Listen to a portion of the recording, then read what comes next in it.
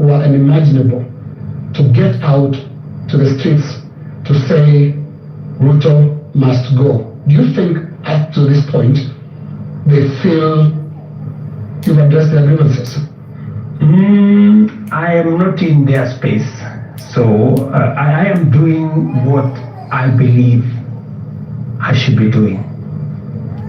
I have taken the responsibility to withdraw the finance bill with all the attendant consequences. That I have done. I know what it means, and I know where it takes the country, and it is not a simple decision for me to make. And for your information, the finance bill was going to take Kenya big steps forward. But it's a sacrifice I've had to make because of the political reality that we are in. But it will mean counties will have to take maybe 30 billion shillings off their budget. It means we have to reduce CDF by maybe 10 billion shillings. It means we have to rethink about what to do with JSS teachers. It means we have to put on the freezer. We wanted to hire another 20,000 teachers because there are kids who do not have teachers. It means we have to work on our UHC program. We thought we would upgrade, for example, Linda Mama. You know, we thought we would upgrade Linda Mama. It means we have to hold that, and it means many things. Just so that what else do you want to hear? You're speaking outward, but looking at the grievances, they're also asking questions inward from you, Your Excellency. And what I can hear from these grievances that have been expressed quite loudly, you said you're not in their spaces. We sometimes get into the spaces to listen to what they're saying. And all they're saying is, you cannot be, for the next 3 years, the president that you've been for the last 2. So what is that you're going to change about? That's why Linus.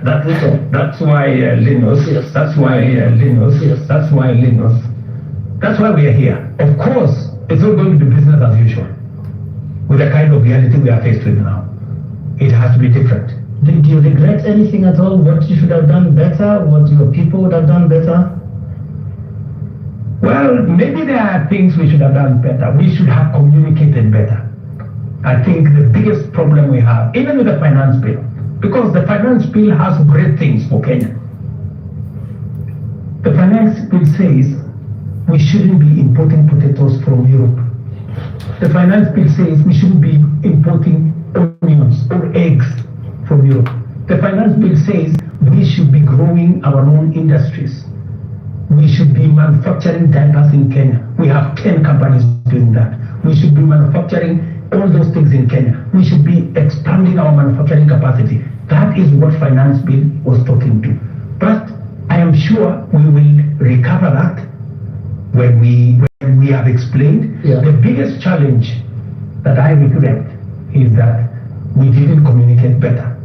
Maybe we failed in explaining to Kenyans what the finance bill was all about. Because I promise you, if I am given a chance to explain to the people of Kenya what was in the finance bill and what the finance would have done for this country, every Kenyan would have agreed with me. But it's just my regret is that we didn't explain. You were here, Mr. President. They said you would have explained. We didn't explain ourselves better. Maybe my communication team failed.